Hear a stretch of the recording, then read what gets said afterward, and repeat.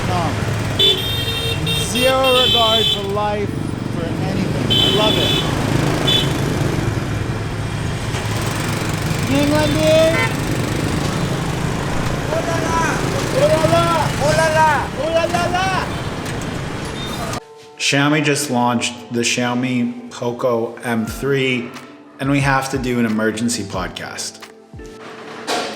And we have to do an emergency podcast because I truthfully made this YouTube channel to talk to other people about companies either making bad products or companies making misleading products.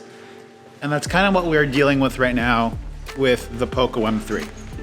Now, if you're new to my podcast, I normally release these podcasts on audio form before I release them everywhere else.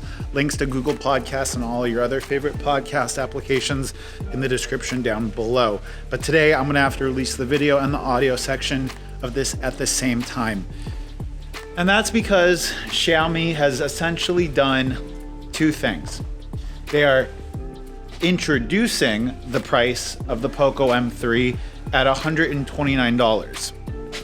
But it's not $129. The second thing that they've done is they are proclaiming that this phone is the first phone that Xiaomi or that Poco has made independent of Xiaomi. But the reality of this, it's a little bit weirder than that, because the first phone that Xiaomi made was a unique device to Xiaomi. The second device Xiaomi made was a rebadged Redmi device. The third device they made was a rebadged Redmi device. And this Poco M3 is their second, I guess you could say, all original design. Record that because I didn't want to get demonetized. But like, even though there's a very, very small Christian population in Vietnam, they celebrate Christmas, or I should say that they celebrate the commercialized Christmas. It's kind of odd. Oh, to address the first thing about this device being pricing, as I get into a quieter alley. My issue with this is that Xiaomi is making a limited number of these devices, or their initial sale of these devices, $129. That price is not going to change. But for Xiaomi to technically not be lying, they could sell 100 of these devices at $129, and they would still have their introductory price of $129.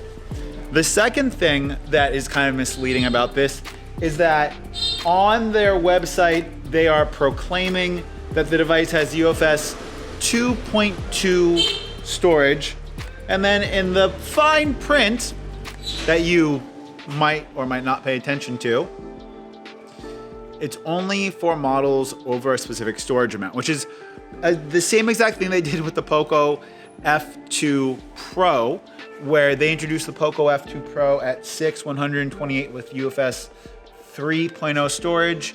They marketed it as having UFS 3.1 storage. If you wanted the UFS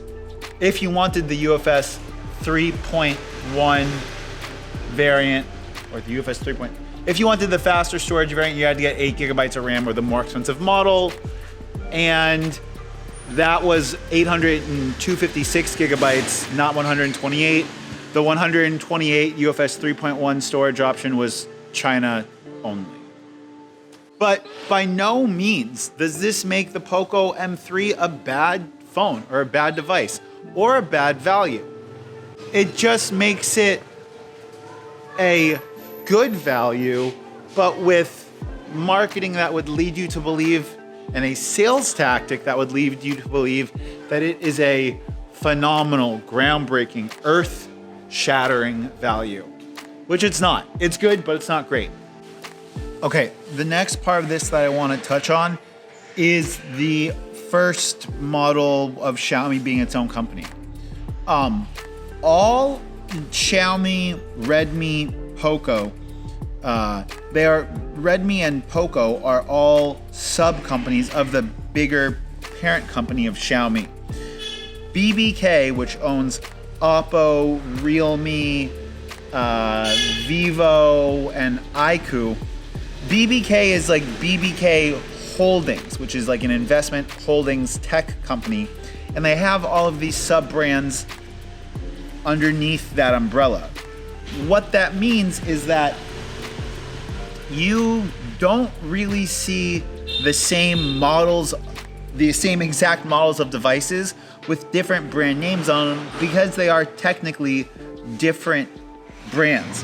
Whereas the Redmi K30 Pro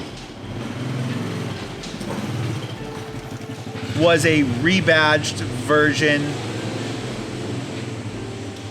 whereas the Redmi K30 Pro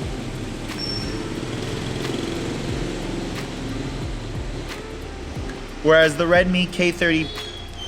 Poco F2 Pro was a Redmi K30 Pro, the Redmi K20 Pro was the Xiaomi Mi 9T Pro, and we just see all of these same devices. Maybe they have a different backplate, but they're called different devices.